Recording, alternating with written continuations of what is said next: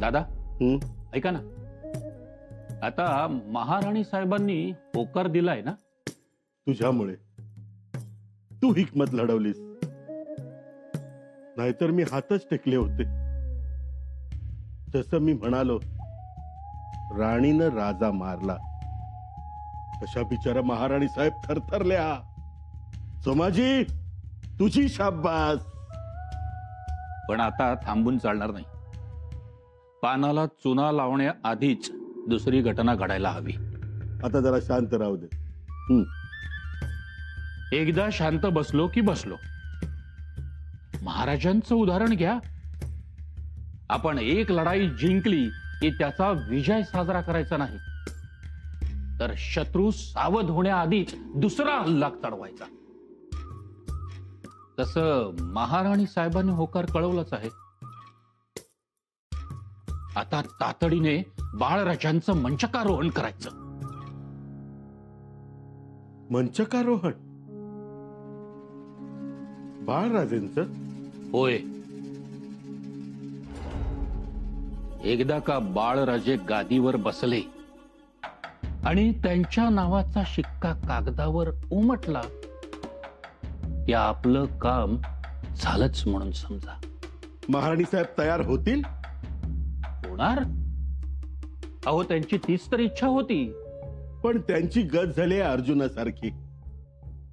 अर्जुन त्वेषाने लढायला आला, पण समोर आपले नातेवाईक पाहिले आणि शस्त्र टाकली. टाकू दे. तुम्ही कृष्ण व्हा, त्यांनाही बसवा रथात. तुम्ही बसा कृष्णाच्या जागी, सारथी व्हा. राजाराम राजांचं एकदा का मंचकारोहण झालं की विषयच संपला आणि मग सगळा कारभार तुमच्या ताब्यात. सोमाजी, आपण हे स्वराज्याच्या भल्यासाठी करतोय. दादा, जत्रा देवाची असली तरी आपल्या अंगावर भंडार आणि गुलाल पडतोच ना. तसंच स्वराज्याचं भलं, त्यात आपलंही भलं. दादा, आता या पुढची कारवाई बाळराजांचं मंचकारोहण. एक गोष्ट लक्षात ठेव दादा, सगळ्यांचा विरोध होईल, पण आपण मात्र मागे हटायचं नाही. महाराणी साहेबांना राजमातेची गाजर दाखवायची आणि आपला कार्यभाग लवकरात लवकर उरकून घ्यायचा.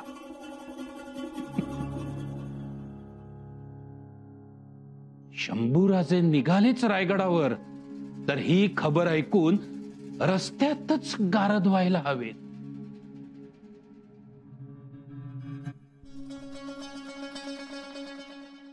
बादशाह सलामत, जासूस खुफिया खबर लाया है। अलमपना, मुगलिया सल्तनत के लिए एक बहुत अच्छी खबर है। मुगलिया सल्तनत के सबसे बड़े दुश्मन शिवाजी, क्या हो? शिवाजी का इंतकाल हुआ है अलमपना। क्या कहा? शिवाजी का इंतकाल हो गया? खबर पुख्ता है आलमपना। दक्खन में मातम छाया हुआ है।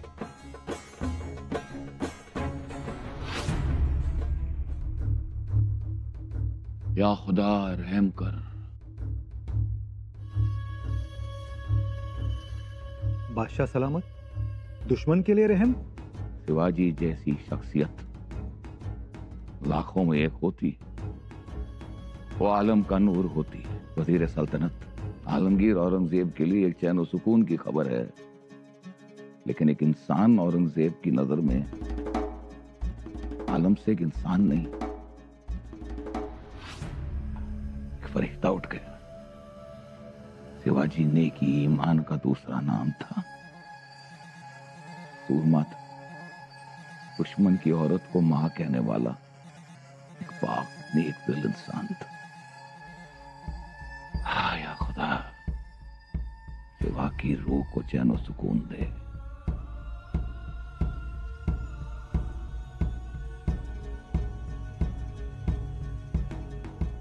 या अल्लाह, मेरी पांचों नमाज का सारा फजल शिवाजी को अदा कर।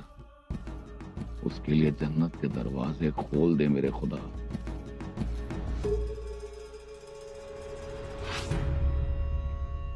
गंमतच आहे, ही सांत्वनाची पत्र जायला पाहिजेत रायगडाला, ती आलेत पन्हाळ्याला इथे शंभूराजांच्या नावानं. मला एक कळत नाही, या टोपीकऱ्यांना, फिरंग्यांना, सिद्ध्याला बरोबर वास लागलाय देवा शंभूराजांचा. या टोपीकर सिद्ध्यानी फलित इथं पाठवलाय, याचा अर्थ ध्यानात आला का?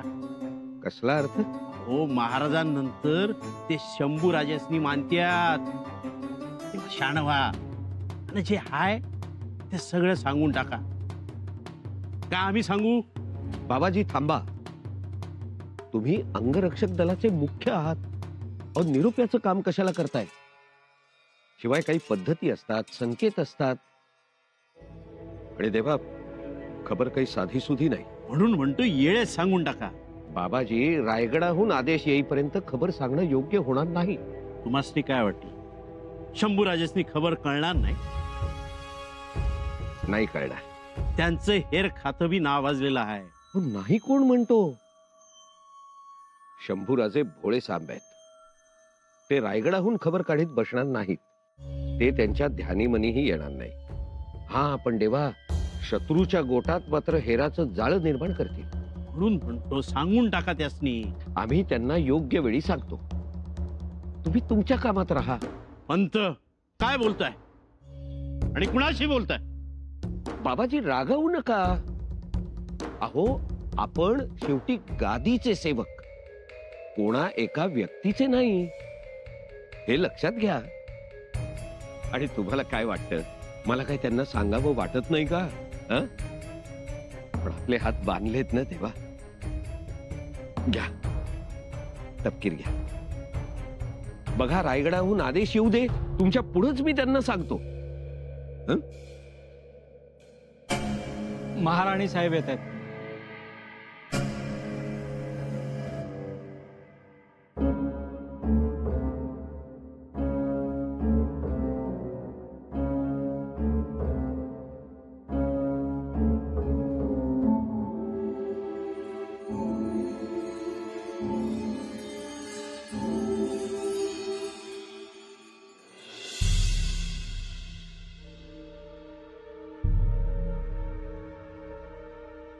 महाराणी साहेबांची आज्ञा असेल तर अष्टप्रधान मंडळांना 2 गोष्टी बोलू इच्छितो. आज आपल्या गोरगरिबांचा जाणता राजा, तारणहार, आपले महाराज अचानक कैलासवासी झाल्याने आपण सगळेच भांबावलो आहोत. महाराणी साहेबांवर तर संकटाची कुऱ्हाड कोसळली आहे, पण तरीही रयतेच्या प्रती त्यांच्या मनात ममतेचा पाजर फुटून त्यांनी स्वतःला सावरले आहे. पण आज राजमाता म्हणून गोरगरिबांना उभारी देण्यासाठी आणि परिस्थितीशी 2 हात करण्यासाठी त्या सज्ज झाल्या आहेत. हा राणी साहेबांच्या मनाचा मोठेपणा आहे. म्हणून ही आज मसलत बोलावली आहे. या मसलतीत आपल्याला त्वरेने काही निर्णय घ्यायचे आहेत. हो, आम्ही सगळे म्हणजे सगळेच जण वाट पाहतायत. योग्य ते निर्णय तातडीने घ्यावेत. कसं आहे, महाराजांच्या महानिर्वाणाची खबर कोणत्याही क्षणी बाहेर जाऊ शकते. जाऊ शकते, गेलीही असे. म्हणून स्वराज्याचे सिंहासन रिकामे ठेवणे आता योग्य नाही. माझंही तेच म्हणणं आहे. म्हणूनच शंभूराजांना तातडीने बोलावून घ्यावं. शंभूराजांना बोलवण्याची काय गरज? अहो, शेवटच्या वेळेस महाराज शंभूराजे शंभूराजे असा धावा करत होते. विचार राणी साहेबांना. राणी साहेब, मी खोटं बोलतोय का? सांगा. हो, महाराज शंभूराजेंना बोलवा म्हणत होते. पण सिंहासनावर बसण्यासाठी बोलवा असा त्याचा अर्थ निघत नाही ना. अगदी बरोबर आहे. सध्या परिस्थिती फार गंभीर आहे. औरंगजेब स्वराज्यावर चालून यायच्या बेतात आहेत. आपल्याला आता शांतपणे या आक्रमणास तोंड द्यायचे आहे.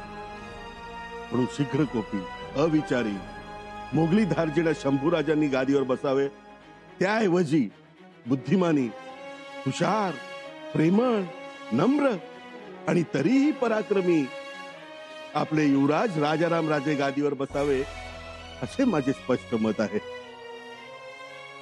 तरच महाराजांचे हे स्वराज्य हिमतीने उभं राहील. पण याला रयतेचा होकार असेल का? रयत तर शंभूराजांनाच. पंत नाही, जरा समजुतीने घ्या.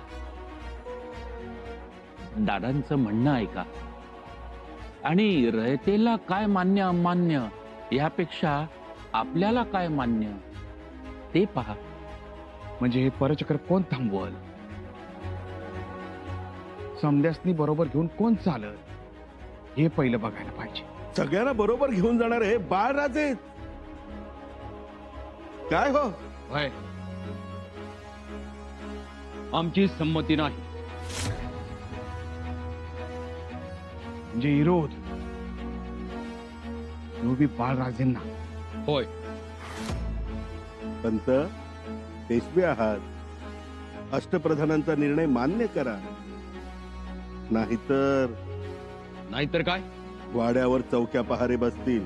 बसवा, आम्हाला त्याची पर्वा नाही. परंतु शंभूराजेंच्या परस्पर घेतलेला निर्णय आम्हाला मान्य नाही. महाराणी साहेब, आम्हास आज्ञा द्यावी. पंत, तुम्ही स्वराज्याचे पेशवे आहात.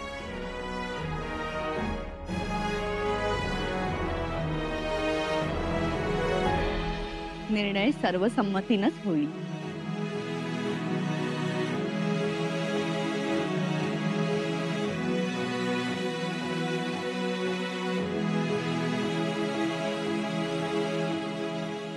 माफी असावी महाराणी साहेब, पण एवढं मऊ धोरण म्हणजे ज्यांना जायचंय त्यांना जाऊ द्यावं. सोमाजी दत्तो, पेशवे आहेत ते, त्यांचा उपमर्द करू नका. त्यांची भूमिका रास्त आहे. ज्येष्ठ पुत्राला डावलून कनिष्ठ पुत्र कसा बसेल राजगादीवर? धर्मशास्त्राप्रमाणे चाला. शंभूराजेंचा वारसा हक्क का डावलताय तुम्ही? आम्ही कोणालाही डावलत नाही.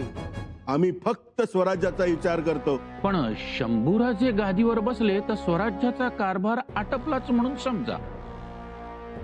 महाराजांनी ते बरोबर ओळखलं होतं. म्हणूनच शेवटी ते त्यांना भेटण्यासाठी पन्हाळगडावर गेले. त्यांना नाही बोलावलं रायगडावर. आज शंभूराजे 3 वर्ष झाली रायगडावर, म्हणजे घराबाहेर आहेत ते. यातच काय ते ओळखा. एक गोष्ट लक्षात घ्या, आपण जे काय करतोय ते स्वराज्याच्या हितासाठीच करतोय. अहो, राजाराम राजे हे समंजस आहे, प्रेमळ आहे. हा स्वराज्याचा रथ ते चांगल्या प्रकारे चालवते. शिवाय या सगळ्याला भावी राजमातांचा आशीर्वाद असेल काय?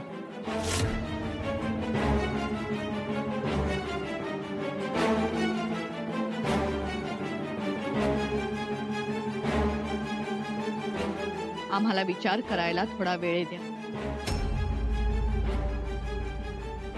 आजची मसलत बरखास्त.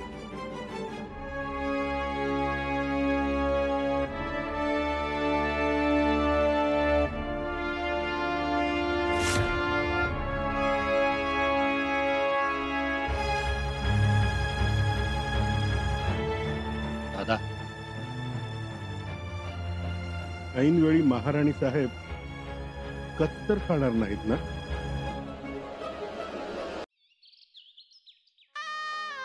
आजपर्यंत आम्ही आमच्या बाळराजेंसाठी हट्ट केला. त्यांना युवराज म्हणून घोषित करा, त्यांना उत्तराधिकारी म्हणून घोषित करा. मनात येईल ते बोलत गेलो. तुम्ही असताना तुमच्याकडे हट्ट करणं गोष्ट वेगळी. पण आता तुम्ही नसताना आम्हाला काही सुचत नाही, भलं बुरं कळत नाही, चांगलं वाईट समजत नाही. शंभूराजेंच्या पाठीशी आम्ही ठामपणे उभं राहावं का आमच्या बाळराजेंना आम्ही आशीर्वाद द्यावा? महाराज, आम्ही गोंधळून गेलोय. बाजू घ्यावी कोणाची? सत्याची का स्वार्थाची? सगळेजण स्वार्थाच्या बाजूनेच उभे आहेत. राणी साहेब, सत्याचा कडेलोट केलाय. आम्हाला रायगडावरच्या राजकारणात पडायचंच नाही. जिथे आमची स्वारी गेली तिथे आमच्यासाठी सगळं संपलं. राणीसाहेब, आपली ही विरक्ती आम्ही समजू शकतो, पण आपली ही विरक्ती स्वराज्याच्या हिताची नाही. कारण राजाराम राजेंना गादीवर बसवण्याची तयारी सुरू झाली आहे. हो, आता तरी तुम्ही घरचा माणूस म्हणून पुढे या. यावंच लागेल, कारण आम्हाला कितीही म्हटलं तरी मर्यादा आहेत. शंभूराजांना डावलून बाळराजेंचं मंचकारोहण शक्य नाही. जे घडलं ते कानावर घातलं.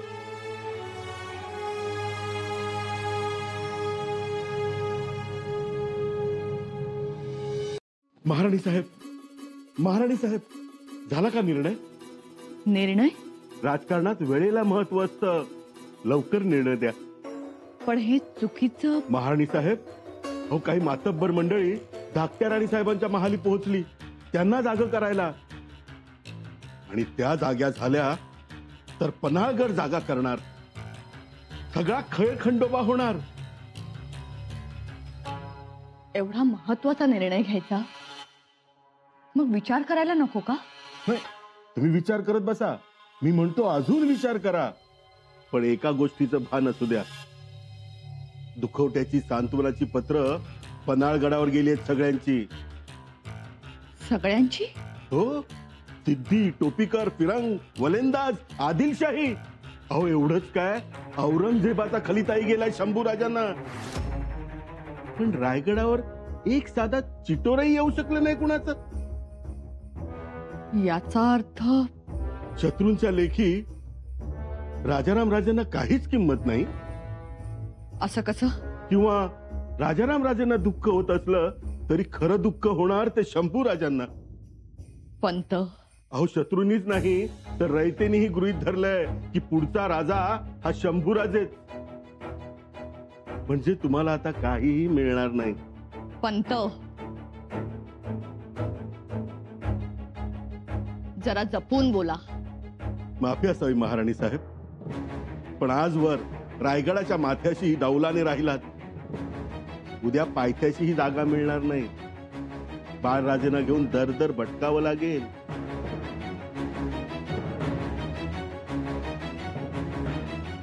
असं होणार नाही. होऊ देऊ नका. महाराणी साहेब होतात, राजमाता बना, सगळी सूत्र हातात घ्या. आता राजमाता बनून राजाराम राजेंच्या डोक्यावर ढाळणारी छत्र चामरे बघा. आता तुमची मान हल्ली की मार्ग मोकळा. द्या परवानगी. ठीक आहे, आमची परवानगी आहे. बाळराजेंना मंचकावर बसवण्याची तयारी सुरू करावी. तशी आज्ञा.